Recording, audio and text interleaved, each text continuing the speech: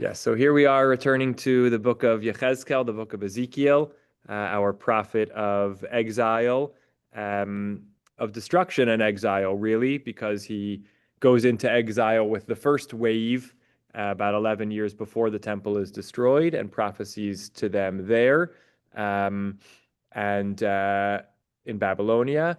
And in the chapters that we are concluding now, chapters 8 through 11, and we're going to take a step further back to provide some broader context, but he is taken on a vision back to Jerusalem and sees things which are meant to depict the lead up to and maybe the very moments of the destruction of the temple.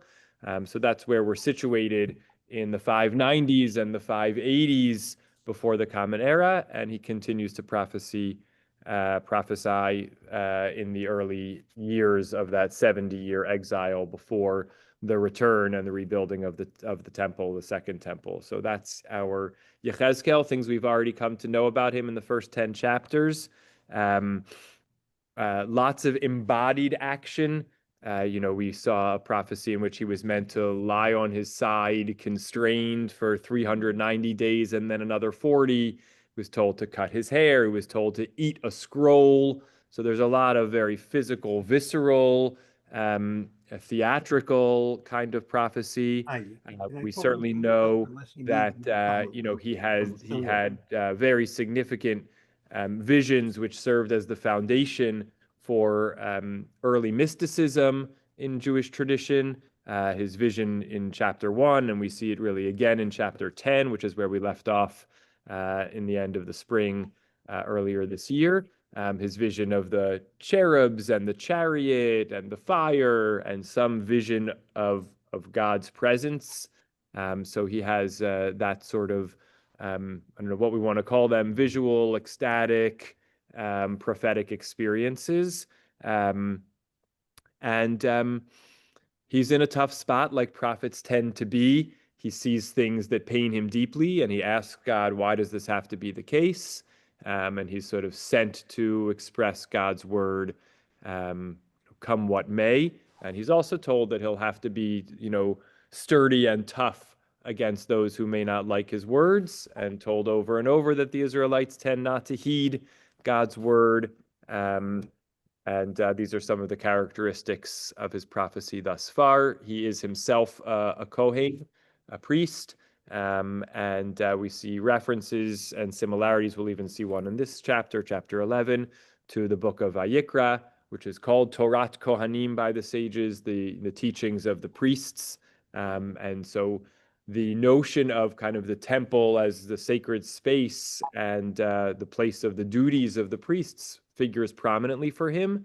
And so it's kind of extra, in a certain way, we might argue it's extra painful for him to be a prophet of the destruction of the temple, because the temple was, he may not have served there on a weekly basis, but it was certainly, while it was a home for all Israel, it was particularly the province of the priests.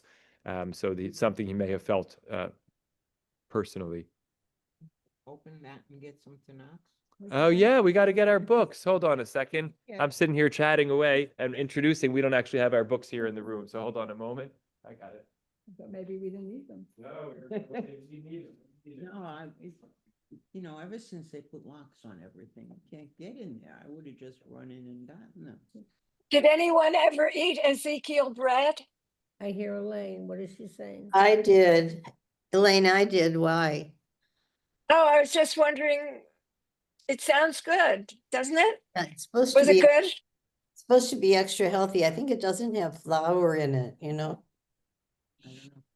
Oh, what it has spelt and I use it and- all the time. That's the only bread I eat. Except that you can't Don't. get it Really? anymore. And they have different kinds. I thought you said, did you ever hear Ezekiel read? Bread. And you said bread. it sounds good. I'll It bet is you it good. does if it's read out loud. Okay, so Page I will mention the page for those who have JPS Tanachs in front of them. We're going to be picking up soon in Ezekiel 11, which is on page 1171. I'm just going to provide a little bit of a broader summary for us, since we're just coming back to Yechezkel.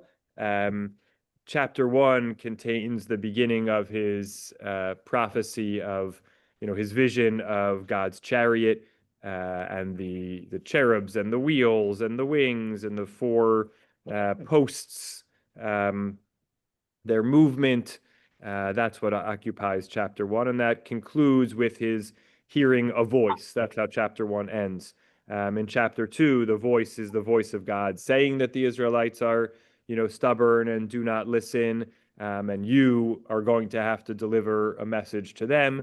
And then he sees the hand holding out a scroll. That's how chapter 2 ends. And in chapter 3, God tells him to, eat what's on the scroll and go speak to the house of Israel and tell them again, I'm repeating these messages, but you haven't been listening to the message. And God tells Yechezkel that God will make him kind of tough and strong, and a spirit carries him away. And God gives him more messages about his own sense of responsibility. We spent some time on this, the second part of chapter 3, where God says, if I say to a wicked man, you shall die, and you do not warn him, he dies for his own iniquity, but I will also require a reckoning for his blood from you. But if you do warn the wicked man and he doesn't, turn back, he dies for his iniquity, and you will have saved your own life. Meaning you have a duty to warn the people, and ultimately, if they make the wrong choice, that's their responsibility, not yours. But if you stand down from your duty to warn them, then you're also responsible in their wrongdoing because of your specific duty. That's chapter 3.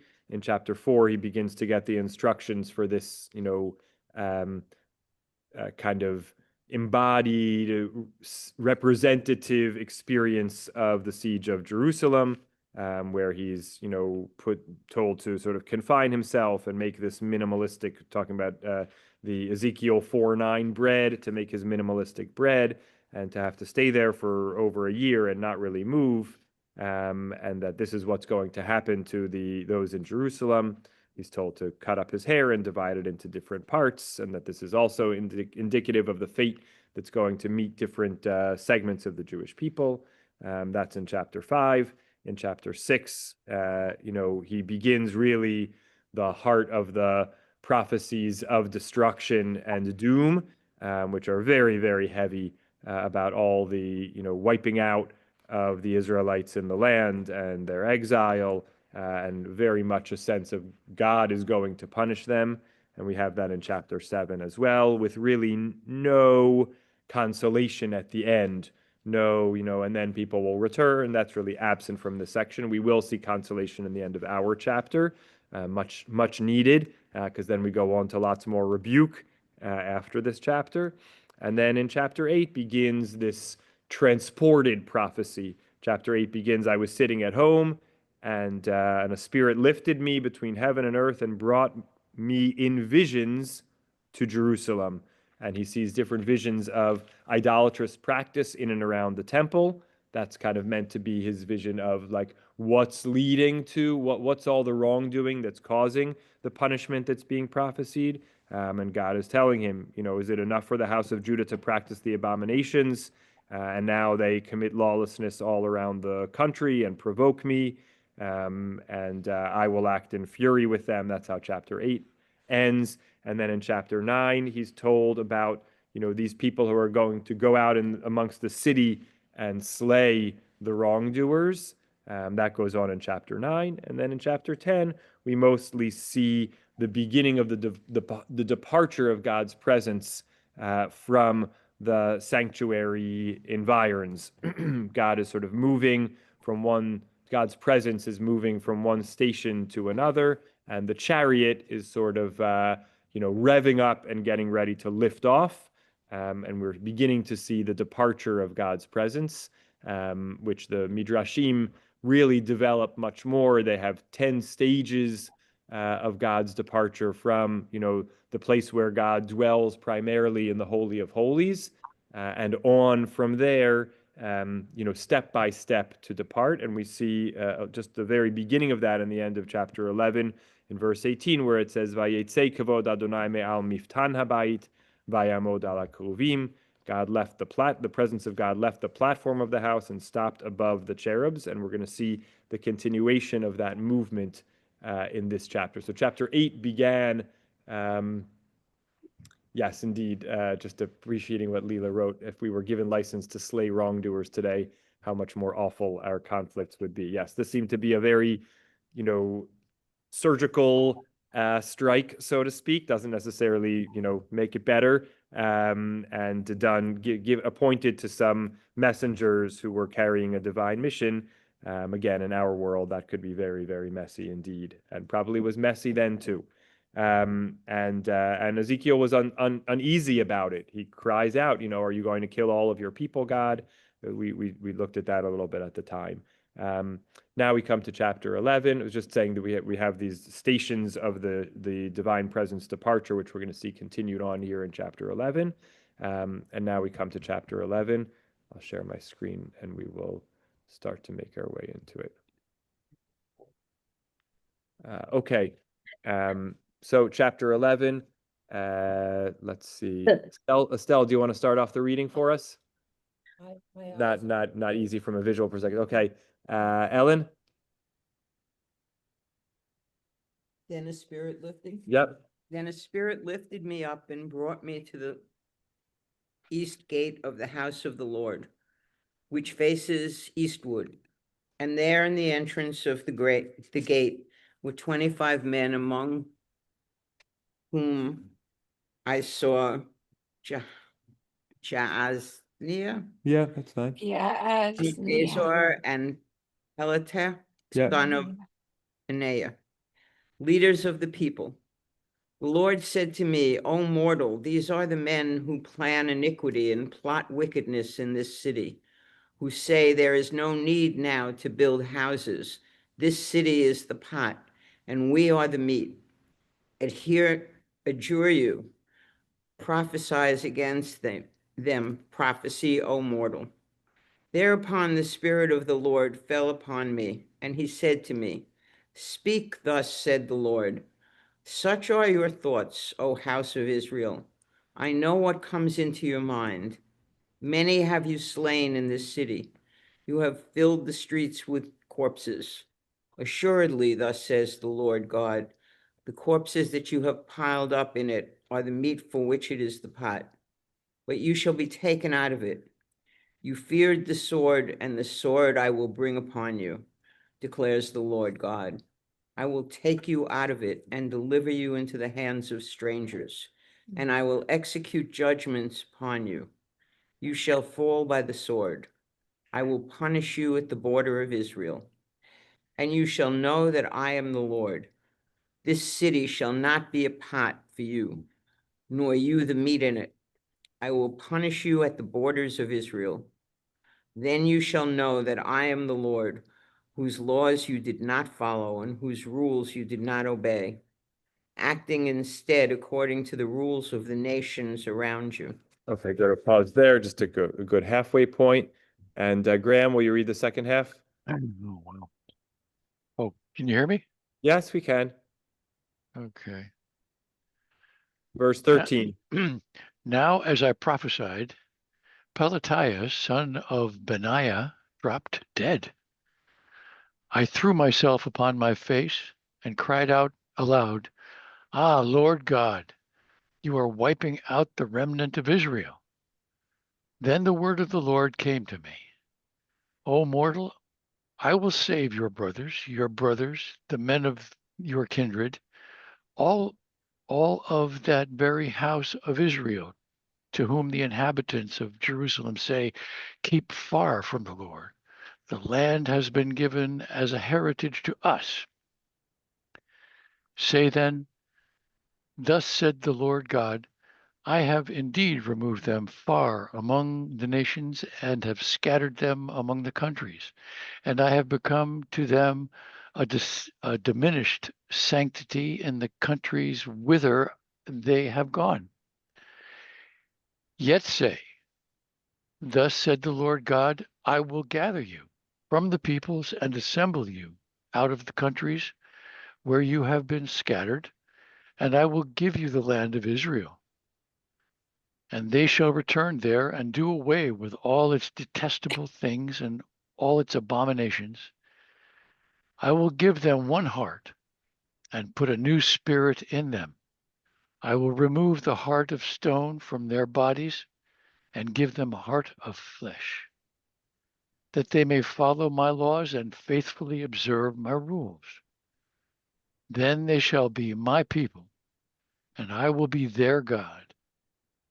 But as for them whose heart is set upon their detestable things, is set upon their detestable things and their abominations, I will repay them for their conduct, declares the Lord God. Then the cherubs and the wheels beside them lifted their wings, while the presence of the God of Israel rested above them. The presence of the Lord ascended from the midst of the city and stood on the hill east of the city.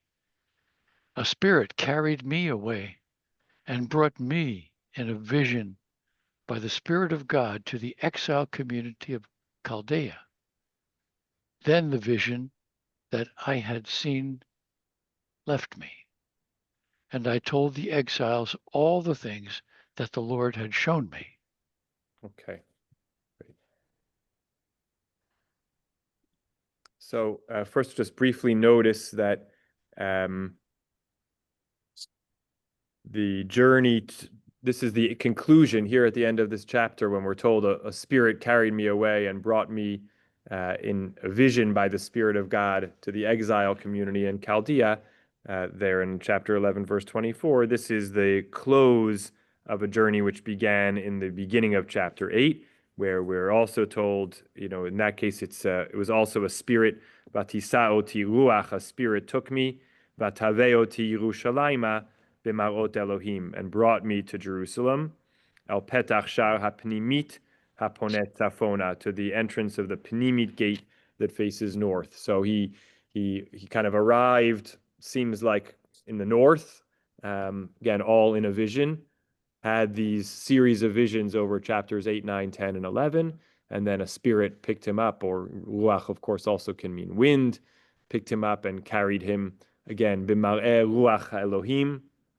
In chapter 8, in the beginning, was called b'mar'ot Elohim, similar idea, in a vision of God, a vision by God, or a vision by the Spirit of God, brought him back to his point of departure. So again, just to be clear, he understands that his body has not moved, but in the vision he has gone on this journey to see what's happening from up close in Jerusalem and in the environs of the temple, and now he's been brought back to the community of exile, and it ends with Va'adaber el Hagolah. I spoke to the exile all the things that God had shown me, right? And again, often a prophecy, if we're told that the prophecy is relayed, we're told that usually what's relayed is the things that the prophet was told. Here we're told that he told all the things that he was shown. So the sense of this as being, obviously there was both visual and an auditory experience to this prophecy for Yechezkel, but it seems like it's the visual experience that was more profound, because what he relays is not what he was told, but what he was shown. I think this is, again, consistent with Yechezkel, whether we would say that it's that he's a visual learner as opposed to an auditory learner, but that prophecy has often both visual and auditory dimensions, and that for Yechezkel, they're both prominent, but a lot of the time I think the vision is more prominent. That's less frequent for prophets because, of course, seeing, even though oftentimes we call prophecies visions, but seeing can often be more complicated in the context of prophecy, because in the Torah, the idea of seeing God or seeing a message from God can be more theologically complicated. But for Yechezkel, seeing is a very big feature, and that's clear here. It makes it reminds me also that with Moshe, when he's on the mountain, God shows him a vision of the tabernacle that he is to build and describes to him the dimensions.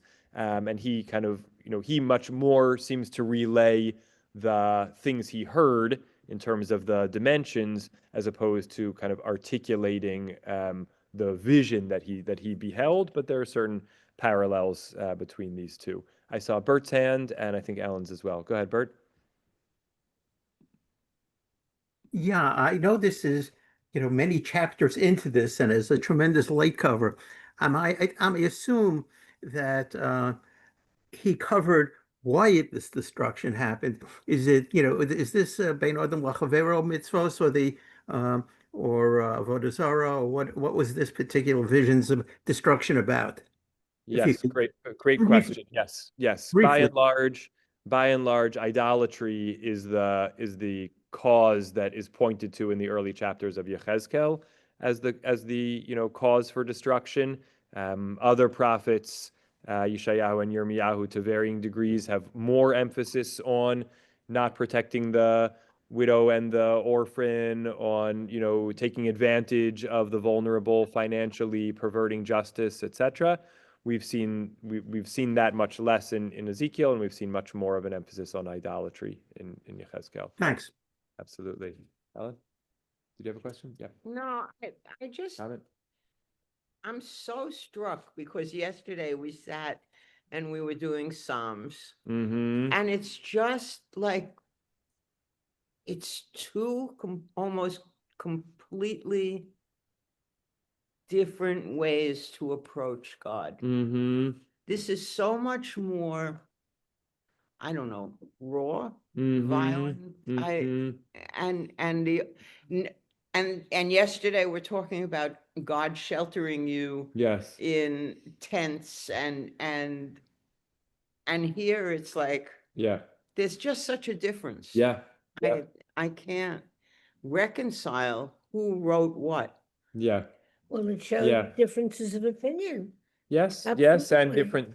different styles and different ways of processing experience, and and fundamentally could be different times, and fundamentally, Psalms are compositions to God, and prophecy is the word of God. Now, there are comforting prophecies also, but we're here in the midst of something that feels much more raw. No doubt. Okay. Any other questions before we just dive into the chapter a little bit more? Oh, Lance, go ahead. Okay, my question is this. Let's see if I can get it right.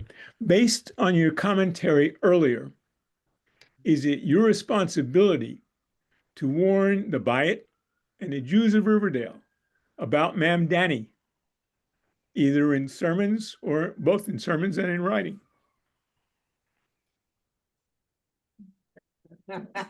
Thanks, Lance. My pleasure. Yes. Good question. That is a profound question. One that I wrestle with. He's not a prophet. You're not a prophet. You could beg off. Okay, that's true. That's true. That's true. But I will. To get their I will say that that I generally shy away, even though one might say this isn't political, this is fundamental, this is about security, this is et cetera, et cetera. I tend to feel that my role from the pulpit is not to talk about who to vote for or who not to vote for. I certainly do feel it's our duty as citizens and Jews to vote and to make our voices heard. I think that's all I'm going to say about that for now. It's interesting. I do feel comfortable having one-on-one conversation about my political views, and who I think I would vote for or not vote for and why. But I generally don't do that from the pulpit. So I'll leave that there for now. Yes. Are you familiar with a rabbi called Elliot Cosgrove? Yes, he made a lot of waves by going on the record and expressing his grave concerns about Mamdani's candidacy in a sermon. Yeah. Jews are going to get their Yeah, and certainly rabbis differ about this question of politics from the pulpit. I think that Rabbi Cosgrove is one who doesn't tend to do a lot of politics from the pulpit. For him, this crossed a particular line, and for me, I'm sort of still in the place of not using the pulpit to facilitate, to share my opinion about this. I think. The things I hope to be able to do in relationships with people as a rabbi are more likely to be harmed than helped by, using my voice from the pulpit in this way. But it's not a decision that rests simply for me. Well, Rob Stephen, this is not a public forum. Would you care to share your true thoughts? One-on-one. I'm gonna leave that to one-on-one. I think you need to just stick to the actual content of this class. We will keep going. We will keep going. Otherwise, you won't have time to all of us do our learning. Yes, we are moving forward. Thank you, Lance. So we're gonna share my screen again and go into Ezekiel chapter 11. So okay, we begin with, I gotta turn my page back here as well.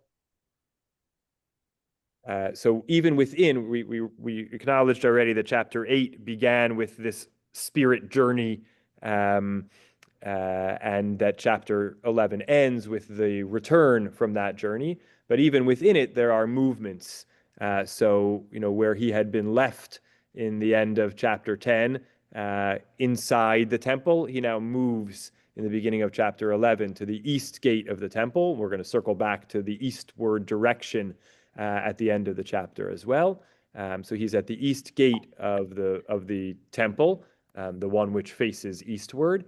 And there he sees 25 men, among whom he sees Yaazania ben Azur and Pelatyahu ben Benayahu, leaders of the people. So, we are in the habit of noticing, I'm sorry, Arnie's not here, we're in the habit of noticing, thematic connections that sometimes pop up in names. So Yaazania basically means something like he shall listen to God, or God listens, right? We hear Ozen in there, which is, I think, meant to be an irony, because Yaazania seems to be someone who's not heeding the word of the Lord. And in Azul, we hear the sense of helping. He's supposed to be a helper as a leader, but he's not helping the people. Pelatyahu is also ironic. We're going to see this a little bit later.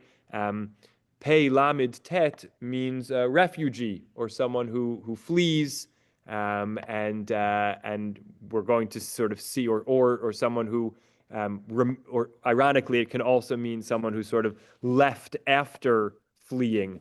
So Pelatyahu is kind of the sense of kind of a persecuted minority and what one does in that moment. And I think part of the implication is that he's ultimately going to be caused to flee. He dies at the end of the chapter. And then we have Benayahu, maybe a sense of builder of God. Again, maybe an irony because we're talking here about the destruction of the temple. So there's a lot to think about in these names, and I think they're mostly meant to be ironic. God then says, Ben Adam, we've seen that that's the term that's used for Yechezkel almost exclusively, meaning almost no one else is described by that term. There are other ways that Yechezkel is referred to, but he's also primarily referred to as Ben Adam, son of man, or mortal. These are the people who plan iniquity and plot wickedness in this city. So the people who are supposed to be the leaders are actually leading the people astray. And here's what they say. And there's lots of commentary on what exactly is going on in verse 3 and the metaphor that follows. Lo v'karov binot batim. Not near is the building of houses, right? Again, we saw that one of those people was called Benayahu, essentially like the builder of God, who's saying, don't build houses. Hi hasir v'anachnu habasar. it is, generally interpreted as the city is the pot and we are the meat. So there's a couple of different possibilities of what's going on here, right? At some level, it seems to be saying, we can stay put. We are settled. We are fine. We don't have to change anything. We're secure as we are. And we're like, set as we're supposed to be. The meat is in the pot. That's like a sense of, satisfaction or stability.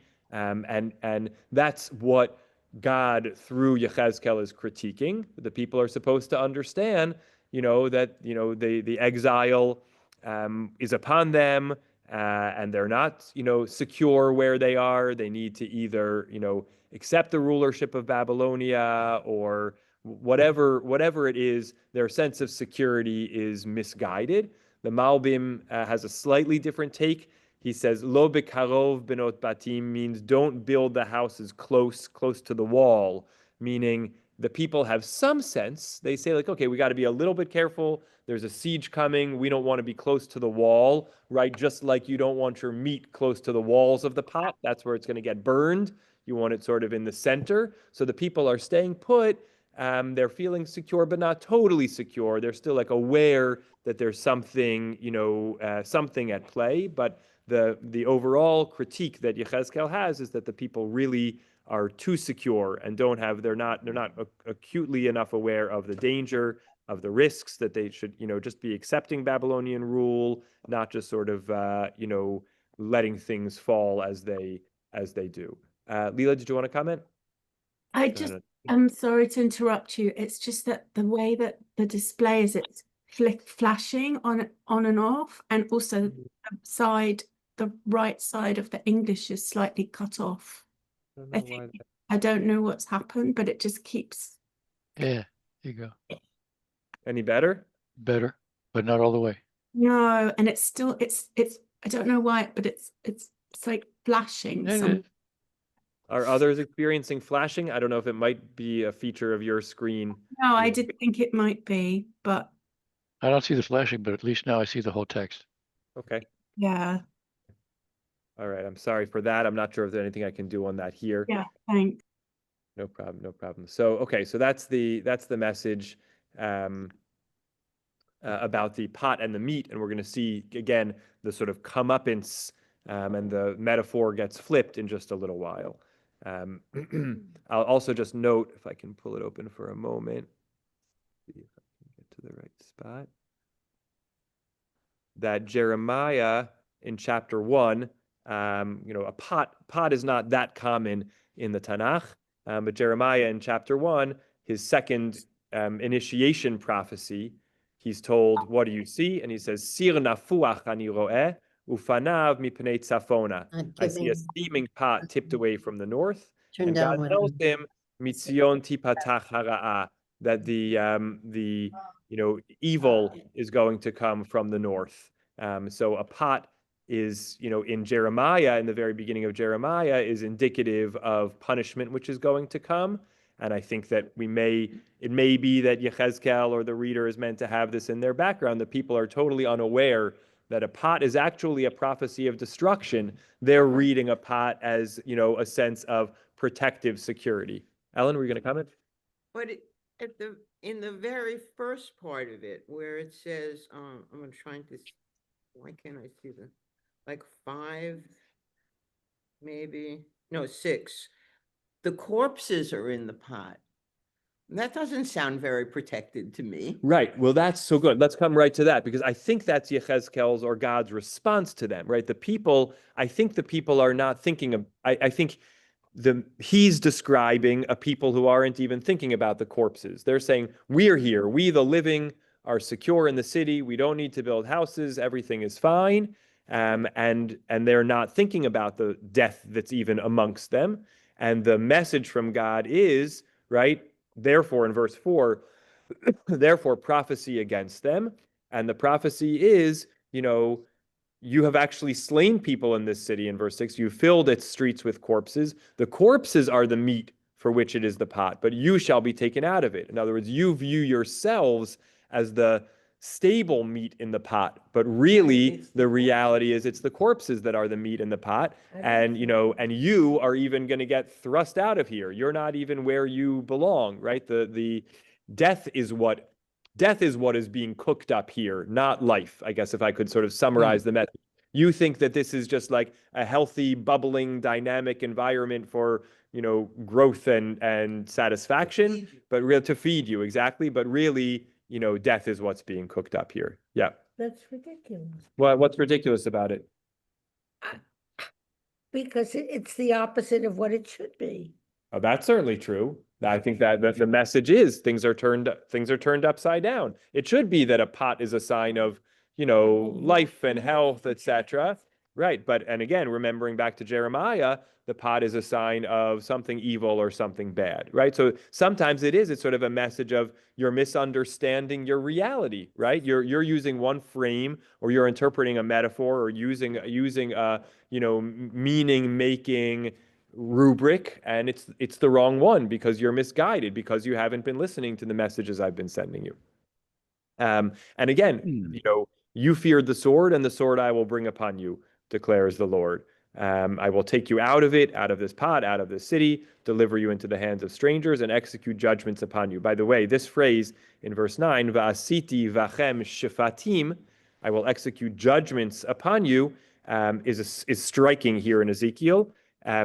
It appears about 10 times, this notion of judgments, shvatim, in Ezekiel, out of only about 15 or 16 times in the whole Tanach. So it's very much an Ezekiel word. But the previous occurrences are 3 times in the book of Shemot, in Exodus, when Ve'eseh vahem shifatim ani Hashem, I will enact judgments upon them, I am the Lord, is said about Egypt. And so again, it's again this sense of reversal. You think that you're secure, and I'm going to carry out judgments against other nations, like I did against the Egyptians to deliver you. No, the judgments that are going to be executed are actually going to be against you.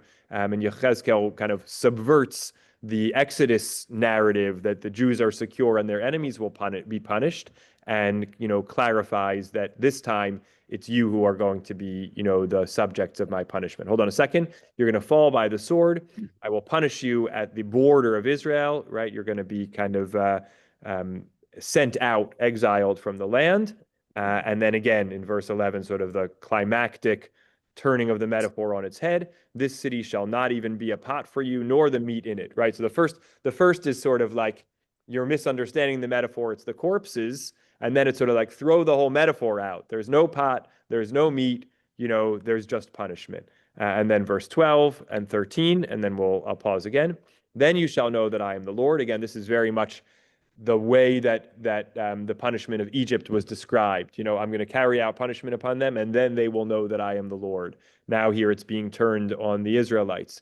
You'll know through my punishments that I am the Lord, whose laws you did not follow, and whose rules you did not obey. We're going to come back to that at the end of the chapter, but it already evokes for us, as I mentioned, there's a lot of Leviticus language, a lot of Vayikra language in Yechezkel, and here, of course, this evokes, Im bechukotai telechu vet mishpatai ta'asu. If you walk in my statutes and perform my judgments. But here it's bechukotai lo halachtem umishpatai lo asitem. You did not follow my laws and rules, and therefore the punishments that were foretold all the way back, in Bechukotai, in the end of Leviticus, are going to come upon you, because instead you acted according to the rules of the nations. Again, to Bert's point earlier, primarily relating to their idolatrous practices. You brought in every, abominable idol of the other nations. And then again in verse 13, as I was prophesying, Palatyahu dropped dead, right? Again, either that irony that usually a palit is someone who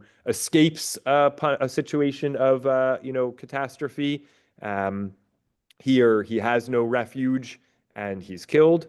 And in reaction, as often happens when God's might is shown in the Bible, the prophet or the person who's spared and witnesses it falls upon their face, right? When Korach is going to be destroyed, Moshe and Aaron fall upon their face at the anticipation of God's judgment being carried out. It's a sense of overwhelm. It's a sense of fear at the punishing hand.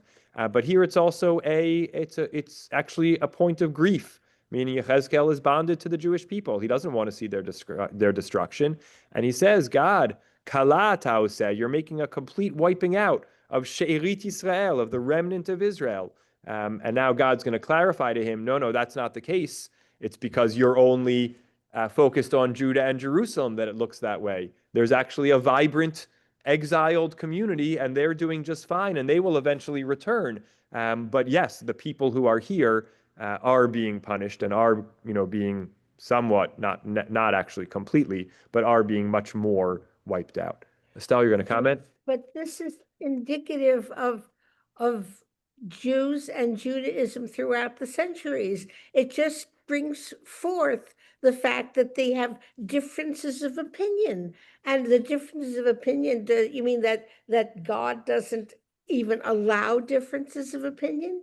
That's what concerns me. Right. If you have a difference of opinion, it doesn't mean that you're against God or you're doing something negative. Right. I think here the notion is it's not a mere difference of opinion, it's idolatry. Right? When God, it's not just the choice, oh, we'll stay here and feel secure. I don't think that's the cause for the punishment. The cause for the punishment is abandoning God and worshiping idols. We could say in our world today, I think we might say about pagan Jews, idol worshiping Jews, whatever term we want to put, we might say, live and let live. I do what I do. It's not my job to go tell somebody else that they should worship God instead of worshiping an idol. That is a fine stance of tolerance in our world. But in the biblical world, God didn't tolerate that. It wasn't a mere difference of opinion. It was a cardinal sin. Well, why can't it be both? I mean, that's the whole point. I think that definitionally it can't be both. Either you tolerate idolatry or you don't tolerate idolatry. God didn't tolerate idolatry. But what do they mean by idolatry? I mean, idolatry doesn't have to be just an idol. It can be something that's part of nature, which is not idolatry. Right. I think here it really meant you brought a stone graven image into your house and you prayed to it and you said, my fortune is dependent upon you. I give gifts to you and I put my fate in your hands. Again, in our world today where we're many ways less focused on theology and see lots more religious pluralism, we could say, what's the big deal? But in the Bible, that was the big deal. God was trying to establish a relationship with God's people, and worshiping God and not worshiping another deity, that was the thing. And look, I would say to a great degree, it's still a central piece. We have discussions about, atheism or different value systems, etc. But it remains fundamental to Judaism that we worship God and we don't worship any other power in the universe. I would say that that's still true. We don't get out on the streets, carrying out vengeance upon people who make those choices. But and a person who had a different worldview or different theology is welcome in our synagogue, but we don't have any services other than worship of God. And that's, converts who convert to Judaism, that is one of the questions. Do you affirm your faith in God and disavow a belief in any other power or deity in the universe? That I think that remains unquestionably central.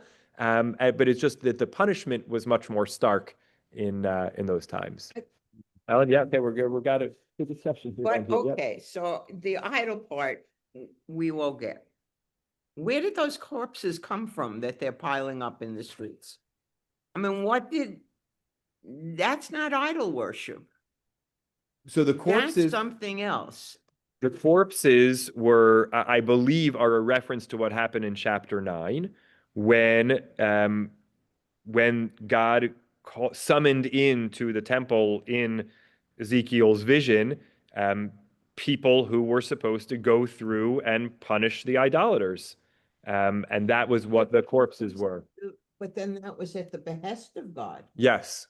So now it sounds as if they're being punished for that. No, I don't think the punishment for the survivors are because they killed the idolaters. Well, I then think it's a separate. when the corpses in the pot, and it sounds as if they were placed there by these Israelites Right, who are right. going to be punished. Right. No, I don't think that's I don't think that's the message here in the chapter. And it's a confusing, it's a vague metaphor. I think the message is what God is saying is this, the people who live here are idolaters. You saw a bunch of idolaters get killed, and you who continue, that was the first wave. You who continue to not follow my word and Right. persist in your wrongdoing, like you're also either going to get killed or banished from this city, because this city is all that's left here. This is just a place for, not for in the sense of dedicated to, but a place that remains only inhabited by idolaters. This is a city of corpses. There's corpses already here, and you're either going to be banished from it or join them. I think that's the message overall. But let's say we can. I think as far as on magic mushrooms. Okay, yes. Okay, so it's confusing. The commentaries do have differences of opinion about it. I see some hands. I want to get through the second half of the chapters. We're at 10:56, and then we'll take last comments. There's just a little background noise in the lobby, so hopefully you can still hear me okay. So verse 14, then the word of the Lord came to me, and now we get the consolation, which is rare in Ezekiel, but we have a little bit of that. And the consolation is God saying to Ezekiel, remember, Ezekiel just said, are you going to wipe out everybody? And God says, no, I'm not going to wipe out everybody. There's a whole community in exile. There's a whole diaspora that already had their punishment. They were exiled, and now they're doing just fine, and they're going to be fine. That's verse 15. O mortal, I will save. Right, that's in brackets. It's not explicit in the text, but it's the implied response to Ezekiel's, are you wiping out everybody? No, I'm not wiping everybody. Look who there is. Your brothers, your next of kin, an interesting term, anshe gu'ulatecha. I assume that the footnote says, i.e. the exiles. Literally, it means the people of your redemption. Probably it refers to the fact, and this is also a Leviticus idea, a goel is a next of kin whom, if you become so impoverished that you have to sell your land or sell yourself into slavery, a next of kin is charged with redeeming you. If you know the end of the book of Ruth, Boaz is the goel. He's the redeemer. He's the one who restores Ruth and by extension Naomi's fortunes, because he first has to check if the closer of kin is willing to do it. And if that person doesn't, then Boaz does it. So a goel is a family member whose duty it is to restore your fortunes. So that's anshe geulatecha, the people whose job it is to redeem you when you're in trouble, is a kind of a code for your relatives. So so your brothers, your relatives, the whole house of Israel, the ones about whom these inhabitants of Jerusalem said, keep away from God, the land has been given as a heritage to us. Meaning what's being described here is the people who stayed in Jerusalem were kind of smug and secure, and they said, the exiles, you've left the place where God lives, you're out of the picture, you're out of the story, and this land is ours, and that's where all the action is happening. And Ezekiel is saying, those people who were banished, they weren't banished by the current residents, but the people who were dismissed, who the current residents are dismissive of and think the current residents think all the action is happening in Jerusalem, they are the ones who are going to be the remnant. They are the ones who I'm going to save. The ones who remain here in Jerusalem are not going to be saved. And then in verse 16, so deliver this message. Remember, this is a message that's actually going to be delivered to the exiles, right? Ezekiel rather, is seeing this unfold while he's in Jerusalem. He's seeing the behavior of the Judeans and the Jerusalemites, and it's meant to actually be relayed to the people in Babylonia to sort of say, don't worry about the fact that they wrote you off. They will be destroyed, and you actually will be the future. Again, not that that's much consolation for the exiles. They're still not happy that their brethren are being destroyed, but it's a message of consolation for them in terms of the fact that they will remain, and they will come back, right? I removed them from amongst the nations, scatter them amongst the countries, and then we have this important phrase, I have become to them a diminished sanctity. We have to read this from two sides. diminished sanctity, on the one hand, means God is less present in biblical theology. God is in some way less present outside the land of Israel. The land of Israel is God's home, and the holiest, the center of the land of Israel, Zion, Jerusalem, is God's more inner home, and God's presence is more manifest there. So yes, indeed, exiles, you know that God's presence with you is of reduced sanctity because we're outside the land of Israel. But God is with you in God's reduced sanctity. You've not been banished from the face of, you've been banished from the land of Israel. You haven't been banished from the presence of God. And this term, diminished sanctity in Hebrew, is mikdash ma'at, a small sanctuary. And it's actually the term we use, that the Talmud uses to refer to synagogues and study halls in the world today, right? We don't have a mikdash, we don't have a temple anymore. We have miniature temples, our houses of study and our houses of prayer and our places of communal gathering. And on the one hand, we have to remember when we think about our synagogues and our study halls that they are of diminished sanctity. They are not the temple, right? There is something we're still missing.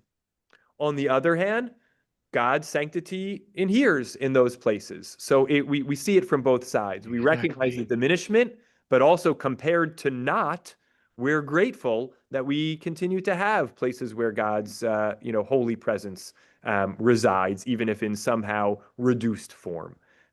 Lot more to say about that, but we're going to leave that for now also. And then God says, and we have the prophecy of return. I'll gather you, verse 17, from all the places you've been scattered. I will give you to the land of Israel, or give you the land of Israel. You'll return there, do away with all the abominations. That's, cleanse it of its idolatry. You'll get one heart and a new spirit. And I wish we had more time to delve into the beauty of this poetry, the sense of the removal of a heart of stone and the giving of a heart of flesh. By the way, there's something amazing that happens in verse 18 and 19 in the Hebrew, which is the word do away in verse 18, which means remove. And in verse 19, remove the heart of stone. The Hebrew is hesiru. Lahasir is to remove. In the middle of lahasir, you hear the word sir. Sir is pot. So we went from the beginning of the chapter with the pot of security, which was turned into the pot of death and then kind of eliminated altogether. And then God comes back and says, I will remove. But in remove, we hear the word pot. I will remove the abominations, and I will remove your heart of stone and give you what? A heart of flesh. What's flesh in Hebrew? Basar, the very same meat. So the chapter started with sir and basar, with pot and meat. That was all turned on its head and gotten rid of. And then we come back with hesir, with the pot now being used for removing idolatry and removing the heart of stone and restoring a heart of flesh, literally a heart of meat. Leiv basar. So the literary play here is just magnificent. And this is done in order that you do what wasn't being done before, what wasn't being done was following in God's laws and rules. You are going to do that. Then v'hayuli la'am v'ani lahem le'elohim. You'll be my people and I will be your God. Again, almost evocative of very much of language of the covenant at Sinai. And as for those who are still set on their abominations, they'll get their comeuppance. And then after the devastation, the consolation, and then a final note of devastation, we have the departure. The Kruvim lift their wings, and the presence of God rests upon them in verse 22. And then quite powerfully, Vayal kavod Adonai me'al toch ha'ir, the presence of the Lord ascended from even the city. Vayamod al har asher mikedem la'ir, stood on the hill east of the city. We recall going all the way back to the beginning of the Torah, and now going back only a week in the Torah portion to Breshit. Banishments usually happen to the east when exiled from the Garden of Eden, or exiled literally east of Eden, mikedem legan Eden. And so banishments happen to the east, and that happens here too. God self-exiles to the east of the city. That's the end of the story. Is the final note is verse 23, is the departure of God from the city.